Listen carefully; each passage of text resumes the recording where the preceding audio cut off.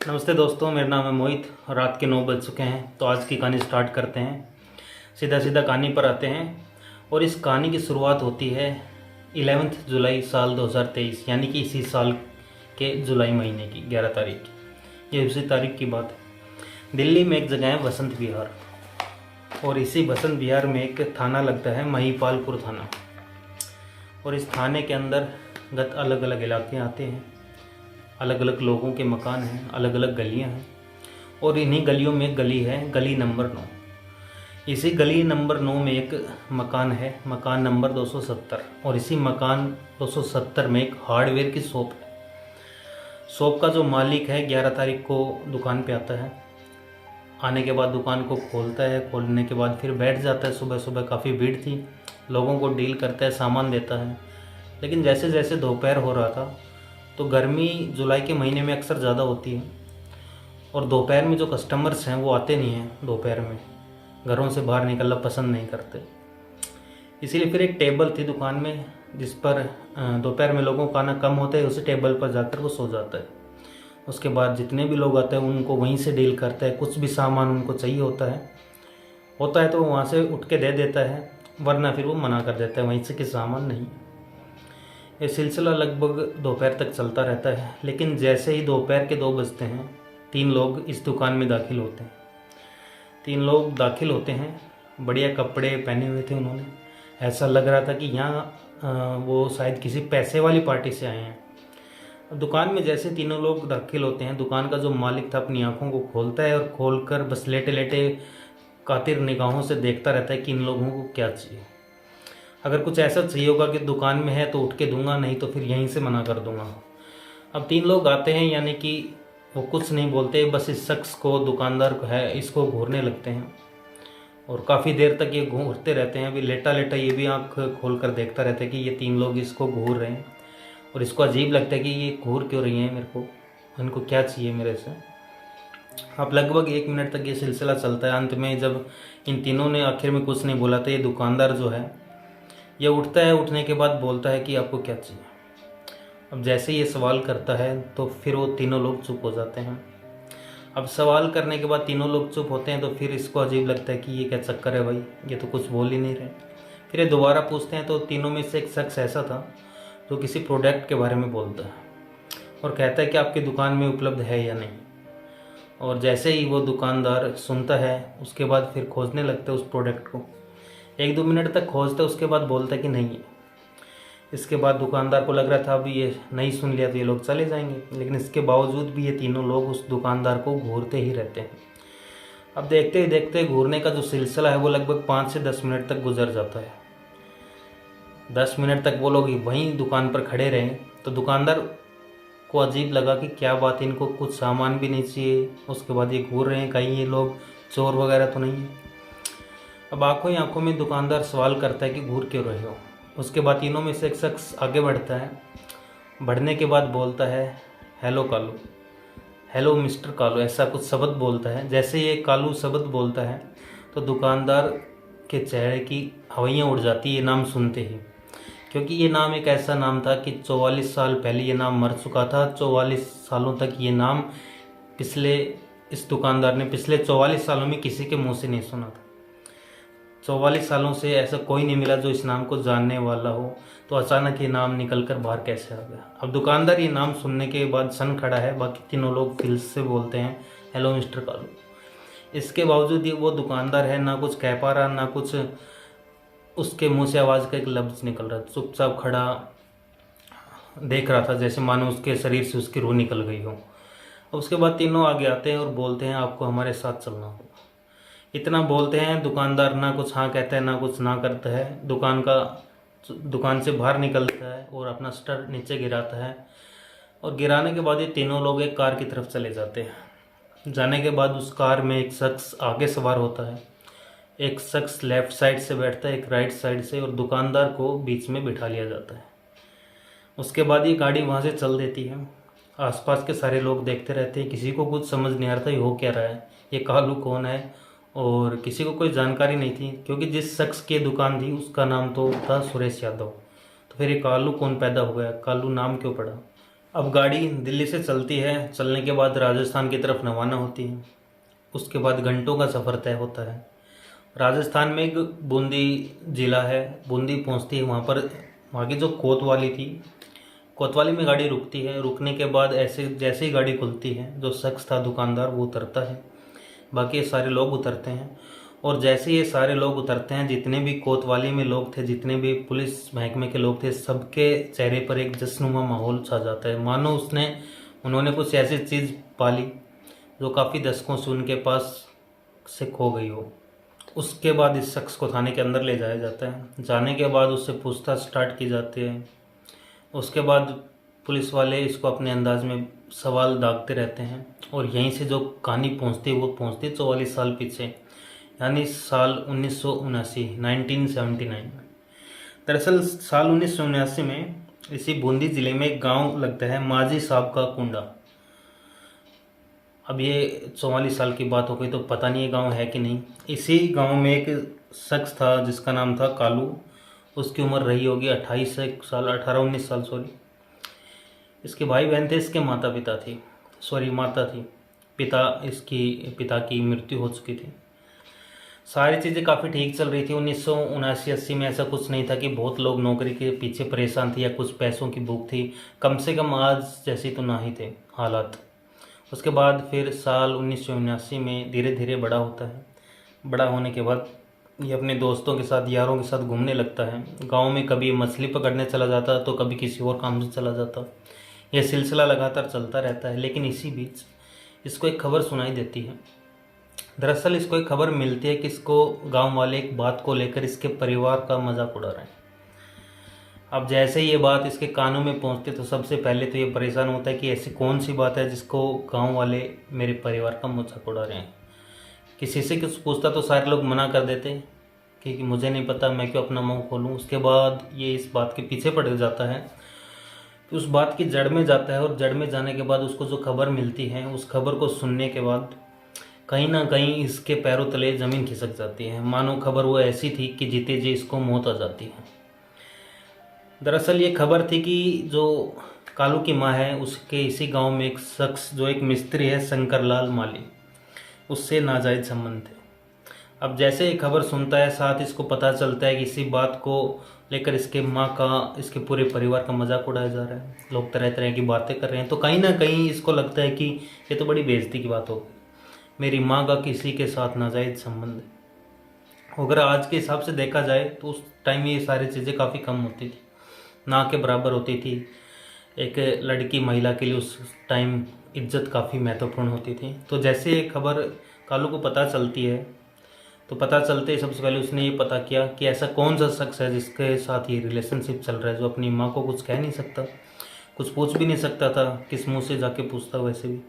तो पता चलता है कि वो कौन है वो शख्स। तो पता चलता है कि ये शख्स किसी गांव का रहने वाला एक मिस्त्री है, जो दिन भर घूमकर मिस्त्री का काम करता है, लेकिन रात में कुछ ऐसे काम करता है, शराब पीता है और शराब पीने के बाद उसकी माँ से मिलने आता है। इसके बाद और जानकारी इकट्ठा करता है कि ये शख्स कहाँ रहता है, कहाँ उठता है, कहाँ बैठता है, किसके साथ इसकी दोस्ती है। अगर इसको कुछ हो जाता है तो इस किसी को क्या पता चलेगा, कौन इसे ढूंढेगा। काफ़ी चीज़ें वो इकट्ठा करता है, 1 आध महीने तक इकट्ठा करता है।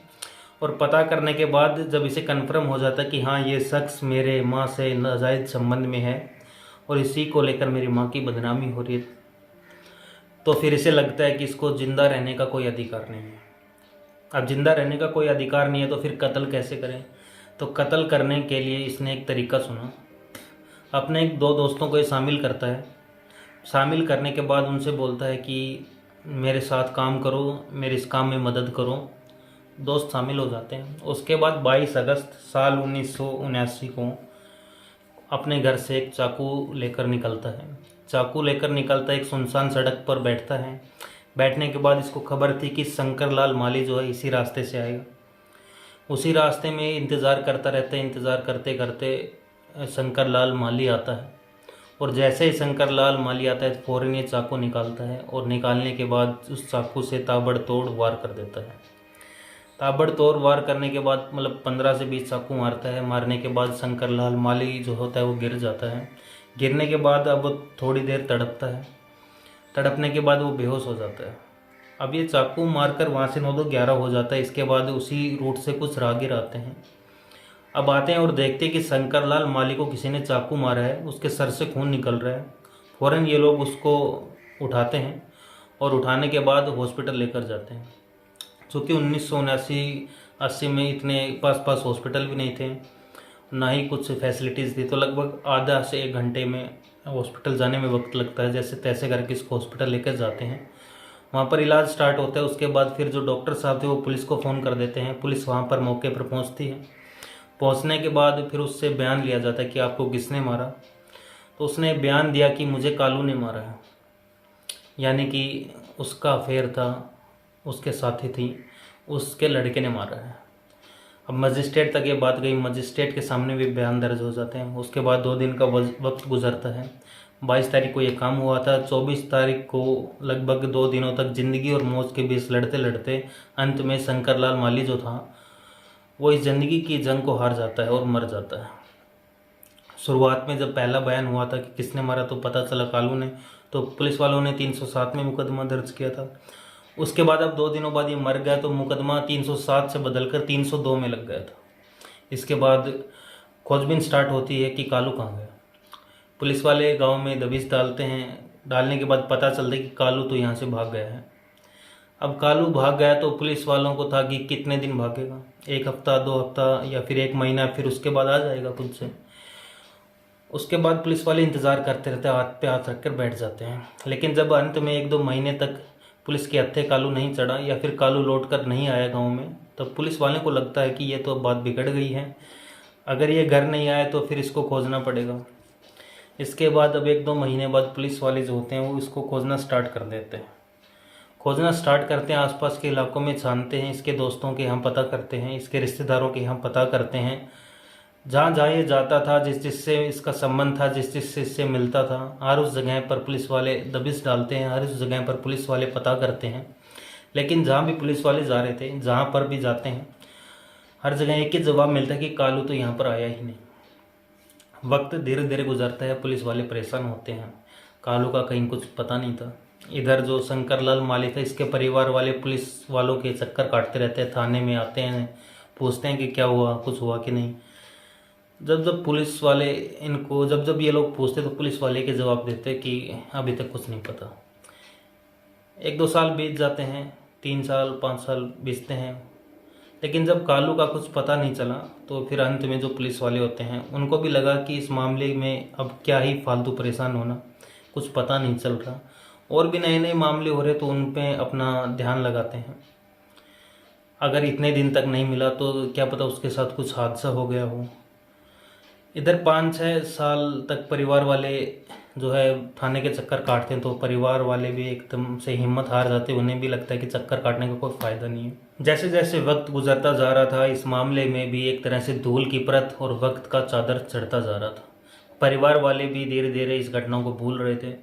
पुलिस वालों के पास भी ऐसे ना जाने कितने केस अब तक आ चुके थे, और कहीं ना कहीं ये जो पूरा मामला था फाइलों में दब जाता है। फाइलों में दब जाता है, वक्त धीरे धीरे गुजरता रहता है। 2-4 साल, 5 साल, 10 साल, 20 साल, और देखते ही देखते 44 साल गुजर जाते हैं और कालू का कुछ भी पता नहीं चलता। 44 साल गुजरने के बाद कालू का कुछ नहीं पता है। साल 2023 आ जाता है, और जैसे साल 2023 आता है, इसी साल 2023 में जो कोतवाली थी बूंदी की, इसी कोतवाली में एक कोतवाल साहब आते हैं जिनका नाम था सहदेव सिंह मीणा। ये कोतवाली प्रभारी थे, और सहदेव सिंह मीणा जैसे ही आते हैं, आने के बाद अपने चार्ज लेते हैं, और चार्ज लेने के बाद सबसे पहले उन्होंने कहा कि मुझे ऐसे केसेस की फ़ाइल दो जिन केस को अभी तक सुलझाया नहीं गया है, जिन केस में मुजरिम जो है अभी तक गायब हैं। लगभग 50 से 60 ऐसे फाइलें आई जो किसी कालखंड में वो घटना घटी थी, लेकिन उनका कोई निवारण ही नहीं हो सका, उनका कोई खुलासा नहीं हो सका, या फिर कातिल गायब थे। और इन्हीं फाइलों में एक फ़ाइल थी कालू की, जिसने शंकरलाल माली को मारा था। अब जैसे ये फाइल उनके सामने आई, चूँकि ये मामला 44 साल पुराना था, तो कहीं ना कहीं सहदेव सिंह मीणा का जो ध्यान था वो इस फाइल पर अटक जाता है। फ़ौरन एक टीम बनाते हैं। टीम बनाने के बाद बोलते हैं कि इस सबसे पहले इस मामले को सुलझाओ। इस टीम के जो हेड थे, वो जिनके नेतृत्व में ये टीम बनी, उसका नाम था उनका नाम था एसपी जय यादव। उनको कहा गया कि कालू को पकड़ो, चाहे जहाँ हो उसे ढूंढ के निकालो, अगर मर गया तो उसके मरने के सबूत लाओ, जिंदा है तो उसका खोजो और उसको पकड़ के लाओ। तो जब ये टीम बनाते हैं तो सबसे पहले जांच 44 साल पहले से स्टार्ट करते हैं।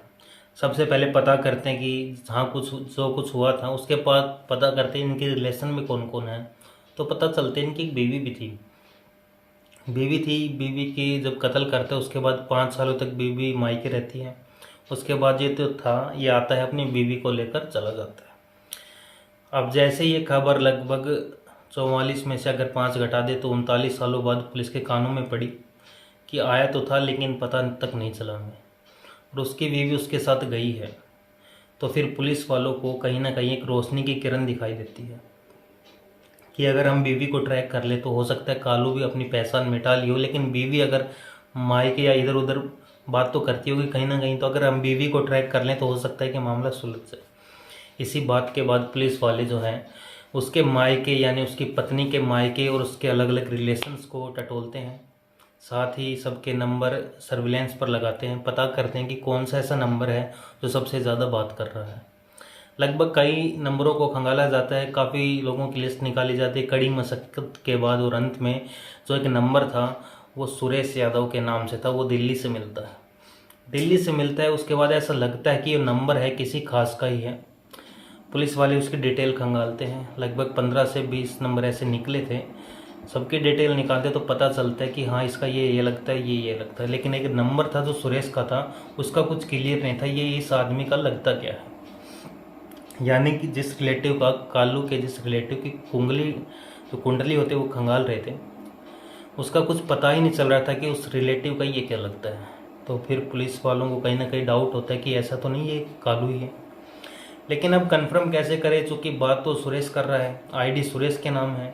जब दिल्ली जाकर पता किया गया तो ये घर, ये सारी चीज़ें, सब कुछ, Aadhaar card, PAN card, ration card, सब कुछ सुरेश यादव के नाम पर ही है। तो कंफर्म कैसे करें? तो कंफर्म करने का एक ही तरीका था कि गांव के कुछ लोगों से एक हिंट लिया जाए कि वो दिखता कैसा होगा, और साथ ही वो सामने से पूछा जाए क्या तुम कालू हो या नहीं, और ऐसे मौके पर पूछा जाए जब चौंकने की संभावना सबसे ज़्यादा हो। तो घर पे दबिश डालते तो घर से वो हो सकता है भाग जाए, इसको वो दुकान पर जाते हैं। दुकान पर जाने के बाद बारीकी से उसको चेक करते हैं। चेक करने के बाद उनके दिमाग में बस एक चीज़ थी, अचानक से हम कालू नाम लेंगे, और कालू नाम लेंगे, अगर उसके चेहरे की हवाइयाँ उड़ती हैं, अगर वो रंग बदलता है तो वो कालू है, वरना वो कालू नहीं है। और इसी प्लान के तहत जो एएसपी जय यादव सर थे और सारी जो उनकी टीम थी, सारे लोग जाते हैं उस दुकान में जो गली नंबर 9 और मकान नंबर 270 महिपालपुर थाना के अंतर्गत आती थी। उस दुकान में जाते हैं। दुकान में जाने के बाद पूछते हैं कि आप कालू हो? Hello mister Kalu. अब जैसे ये शब्द कालू सुनता है तो सुनने के बाद, चूँकि ये नाम उसने 44 साल बाद सुना था और उसको पता था ये नाम वही लेगा जो इस केस की जांच पड़ताल कर रहा होगा। जैसे ही नाम सुनते उसके चेहरे की हवाइयाँ उड़ जाती हैं। पुलिस वाले उस चीज़ को भांपते हैं और वहीं से उसको गिरफ्तार कर लेते हैं, और गिरफ्तार करने के बाद 44 साल पुरानी वो मर्डर मिस्ट्री सुलझ जाती है, जिसके बाद पुलिस वालों के पन्नों में कोई जवाब नहीं था। 44 सालों से मामला पुलिस के पन्नों में दबा रहा, और अंत में तो सहदेव सिंह मीणा जो सर थे उनके कहने पर और एएसपी जय यादव की निगरानी में पूरा मामला सुलझ जाता है। और 44 सालों बाद एक हत्यारा जो 44 साल से गायब था, अपने नाम, अपनी पहचान, अपनी सारी चीज़ें छुपा कर जी रहा था, वो पकड़ में आ जाता है। तो फिलहाल ये थी पूरी कहानी। अब जल्द ही मिलेंगे हम आपको अगली कहानी में, तब तक के लिए अपना ध्यान रखें।